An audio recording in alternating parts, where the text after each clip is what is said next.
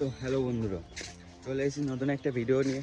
তো তোমাদের আজকে আমি দেখাবো যে আজ আমি সারাদিন বাড়িতে বসে বসে কি কি করি বা কি কি করতে হয় আমার। ঠিক আছে, একা মানুষ তো বুঝতে হয় কি কি করতে হয়, তো সেটা দেখাই আজকে তোমার।